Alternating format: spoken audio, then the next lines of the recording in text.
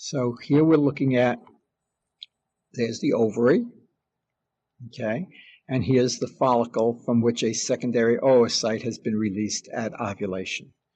And we find that secondary oocyte sitting here in the uterine tube. So it had been released from the follicle in the ovary, and we now see it in the uterine tube. But recognize that it doesn't go directly from the ovary into the uterine tube. When it gets released from the ovary at ovulation, it's being released into the peritoneal cavity. And then it gets sucked into the uterine tube. There's an active process. The uterine tube has an epithelium that is ciliated. The cilia are beating, creating a current, and it's that current that sucks the secondary oocyte into the uterine tube. And it's normally here in this distal expanded portion of the uterine tube called the ampulla of the uterine tube. This is the region where fertilization normally occurs, and we can see those sperm approaching that secondary oocyte, and one of those sperm might fertilize it. But let's just pause for a second and think about something that might go wrong. If this secondary oocyte, when it gets ovulated into the peritoneal cavity, if it doesn't get sucked into the uterine tube, if it remains out here in the peritoneal cavity, what could happen? Well, these sperm that we see here, let's remind ourselves how those sperm got there. Right? Those sperm were deposited in the vagina, which would be over here someplace. The sperm went through the cervical canal, through the uterus, up the uterine tube, and that's how they got here. Well, when they get to this point, they don't suddenly stop swimming. They keep going. And so the sperm that we see in the uterine tube here, they're going to continue right on out the end of the uterine tube into the peritoneal cavity. So we need to recognize that a sexually active female will have sperm in her peritoneal cavity. Now, the sperm aren't able to live there very long. They live maybe 24 hours, maybe a little bit more than that, and then they'll die. But there will be sperm in the peritoneal cavity. And so if the secondary oocyte remains in the peritoneal cavity, that raises the possibility that fertilization could occur in the peritoneal cavity instead of occurring in the uterine tube where it normally does. If it occurs here in the peritoneal cavity, then development will proceed. And we'll see in a little while that when development reaches 6 days of development, implantation occurs. And that embryo will implant on day 6, no matter where it is. So if it's here in the peritoneal cavity, it can implant wherever, whatever surface it is in contact with. So it might be in contact with the ovary, it might be in contact with the uterus, it might be in contact with the rectum that is nearby. Whatever it is in contact with, it can implant into, and that would be called an ectopic abdominal pregnancy, an ectopic abdominal pregnancy. So the cause of an ectopic abdominal pregnancy is a failure of the secondary oocyte to get into the uterine tube, therefore it remains free in the peritoneal cavity, therefore fertilization can occur in the peritoneal cavity, therefore implantation can occur on a peritoneal surface lining that cavity. The major risk associated with that is that as a result of that implantation, a placenta will develop. Normally, that placenta develops on the wall of the uterus, where implantation normally occurs.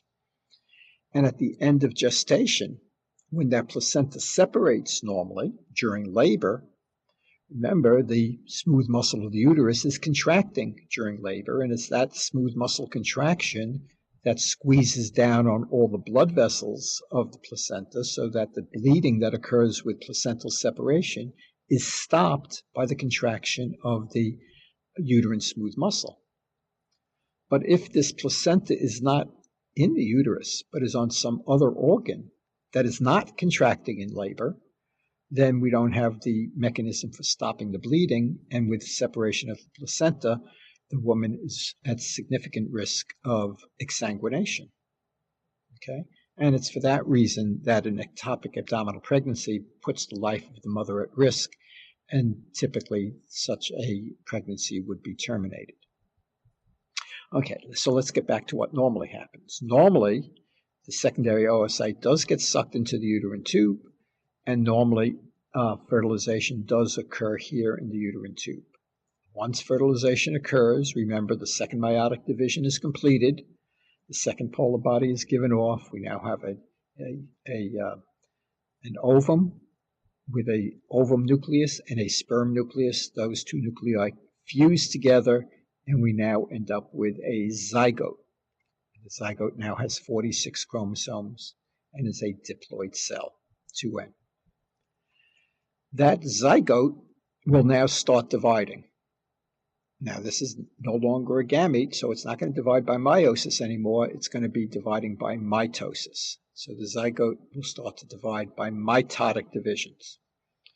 So when it divides by mitosis, it gives rise to two cells, okay, just replicates itself, and that's called a two-cell embryo or two-cell blastula, okay. And then when those two cells divide by mitosis, that gives us 4 cells. When they divide by mitosis, it gives us 8 cells, and so on and so forth. Okay? But there's going to be something different about these mitotic divisions compared to other somatic cells in the body. When we look at other somatic cells, pick your favorite cell, an epithelial cell or a liver cell or whatever cell you'd like that's dividing by mitosis. When that cell divides, it gives us 2 cells that are half the size of the mother cell, and then those 2 cells grow. And when they grow to a certain size, then they divide again, giving us 2 cells half the size of those cells, and then they grow. And when they get to a certain size, they divide again, and so on. What's different here in these cell divisions is that you do not have cell growth in between cell divisions. So in other words, when this zygote divides into 2 cells, each cell is half the size of the original. It doesn't grow. And then it divides into 4 cells. So each of those cells is 1/4 the size of the original. When they divide, we end up with 8 cells. Each cell is 1/8 the size of the original, and so forth. So that the total cell mass of a 4-cell or 8-cell or 16-cell embryo is the same as a zygote. The total size is the same. We have more cells, but they are smaller cells. So this process continues during the first few days, and we go from 2 cells to 4 cells to 8 cells. That cell division, by the way, that occurs without any cell growth in between divisions is what's called cleavage division. Cleavage meaning cleaving meaning cut. You're just cutting the cytoplasm into smaller and smaller pieces. That's why it's called cleavage division. So that process occurs during the first several days of development. And we go from 2 cells to 4 cells to 8 cells to 16 cells and so forth. At some point, different people use different numbers. Most people say 32 cells. Some people say 64 cells. It doesn't really matter. At some point, we stop counting. We stop using numbers.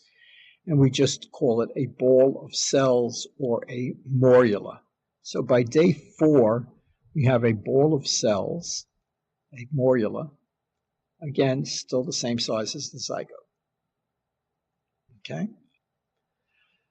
By day 5, something interesting happens. The cells continue to divide, but now they start to rearrange themselves. The way they rearrange themselves is that the extracellular fluid between these cells all starts to aggregate together into one large fluid-filled cavity, and the cells get densely packed on the other side here. And so we end up converting from a solid ball of cells, which is what the morula is, into a hollow ball of cells, hollow in the sense that we have this fluid-filled cavity here with an accumulation of cells on one side. And that is now called a blastocyst, And that's where we get to by day 5. Notice that we are still in the uterine tube at that stage. We're still in the uterine tube. Once we have a blastocyst, we can describe 2 different groups of cells in the blastocyst. Those cells that are forming the surface of the blastocyst, that can be called the outer cell mass, also called the trophoblast, and those cells that are clumped together on the inside, which is called the inner cell mass, also called the embryoblast. Now, when you see a word that ends in blast, That means it's a cell that will develop into something. You're probably familiar with words like fibroblast and myoblast and neuroblast and chondroblast and osteoblast. Each one of those is a cell that develops into a particular cell type. So embryoblast means something that will develop into an embryo. So the point is that it's only the inner cell mass of the blastocyst, only the inner cell mass that actually will become the embryo. That's a relatively small percentage of the total blastocyst. The outer cell mass, we said, is also called trophoblast. We know what blast means. Troph refers to nutrition. So the trophoblast will develop into something that's responsible for the nutrition of the embryo, which is, of course, the placenta. So the trophoblast will give us the placenta as well as some extra embryonic membrane. Okay? So that's what we have at day 5. A blastocyst with an embryoblast on the inside surrounded by a trophoblast.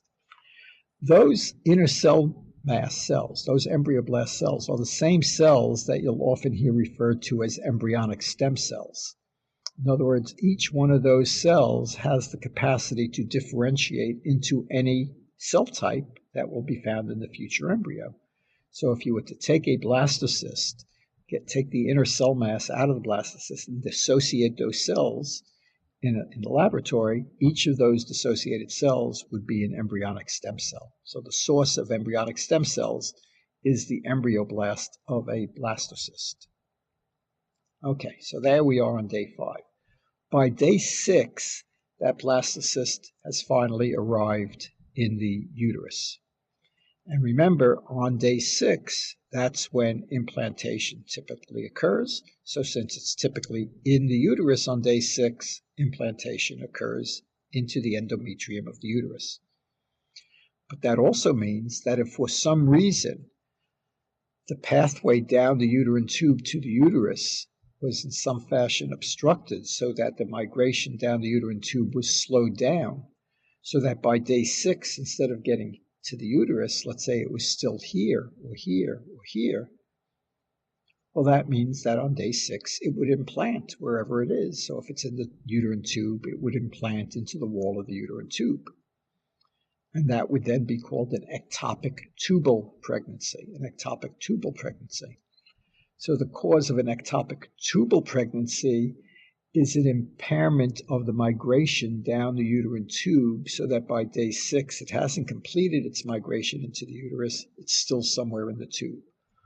Often what's causing that is scarring of the uterine tube, which typically would be a result of an earlier pelvic inflammatory process.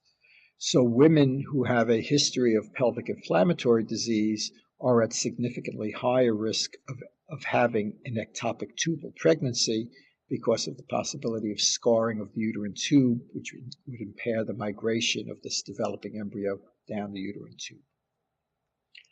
But again, normally it does get to the uterus by day 6, so implantation does occur into the endometrial wall of the uterus. So let's see what happens in implantation. So this diagram is an enlargement of that. And what we see is the blastocyst. There's the inner cell mass that'll become the embryo. Now we see that the trophoblast is starting to develop these finger-like projections of trophoblastic cells. Those are called villi, trophoblastic villi. And we see that those villi are eroding their way into the endometrium. And that's what implantation is, an erosion into the endometrium. Now, where are those villi coming from? What we're getting is a tremendous elaboration of trophoblastic cells, specifically a kind of trophoblastic cell called syncytiotrophoblastic. So, what does that mean? Well, the trophoblast is made up of 2 kinds of trophoblastic cells, cytotrophoblast and syncytiotrophoblastic. Cytotrophoblast, cyto means cells, so cytotrophoblast is the trophoblast that's made up of individual cells. And what cytotrophoblast cells do is really just one thing. They divide by mitosis. They divide and divide and divide. They are very mitotically active cells, doing a lot of cell division. The daughter cells of those cell divisions will do one of two things. Either they will be just like the mother cell, they will remain cytotrophoblastic cells, which means they will then go on and divide, because that's what cytotrophoblast cells do. Or the alternative is the daughter cells can fuse with one another, and as a result of that fusion, we now have a multinucleated cell, and we call that syncytiotrophoblasts. So it forms a syncytium, a multinucleated cell. So those fused cells are now forming the syncytiotrophoblasts. But remember that syncytiotrophoblasts, or any syncytiotrophoblasts do not divide. There is no mitotic activity any longer. So syncytiotrophoblastic cells are not able to divide. What we're seeing here is a tremendous growth of syncytiotrophoblasts. So how are we getting more and more syncytiotrophoblasts if they are not able to divide? And the answer to that is that the cytotrophoblast is what's continually dividing, and many of those daughter cells are fusing to give us more and more and more syncytiotrophoblasts. So the source of the increase in syncytiotrophoblasts is the fusion of daughter cells of cytotrophoblasts. But keep in mind that you can't have all the cytotrophoblastic cells fusing, because if that happened, there would be no more mitotic division and there'd be no more source of more cells.